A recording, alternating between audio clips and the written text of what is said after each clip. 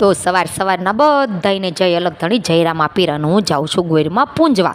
તો જુઓ બધું જ મેં રેડી કરી લીધું છે। પૂંજામાં જે વસ્તુ જોતી હોય તે બધી જ હું નાના ઠેલામાં રાખું છું। અને પાણીની લોટી અને પ્રસાદીમાં મેં આજે કેળા લીધા છે। તો ચાલો બસ હવે કેસુ સૂતી છે તો 8:30 થયા છે અને ઘરનું કામ મેં બધું જ પતાવી દીધું છે। તો કેસુ સૂતી છે તો હું આવીશ ત્યાં 11 વાગી જશે લગભગ। ત્યાં કેસુ જાગી જાય છે અને પોતે નાઈ પણ લે છે એની હાથે।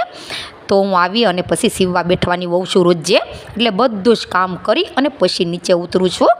તો બસ અમારી બાજુની જ વિંગમાં ગોરમાનું સ્થાપન કર્યું છે તો હું આવી ગઈ અને વાર્તાનો ટાઈમ 9 વાગ્યાનો રાખ્યો છે। તો 9 વાગે તો બહુ બધી ભીડ થાય છે, વાર્તા સાંભળવાના ટાઈમે બધા પૂંજવા આવે છે। તો હું થોડી વહેલી આવી જાઉં છું એટલે શાંતિથી પૂંજા થાય અને કોઈ બોલતું ચાલતું ન હોય સાઈડમાં, તો આપણું ધ્યાન પણ પૂંજામાં રહે છે। તો મેં આવીને નિરાતે પૂંજા કરી લીધી અને આજે અધિક માસનો 10મો દિવસ છે, તો ચાલો તેની વાર્તા સાંભળવાની છે।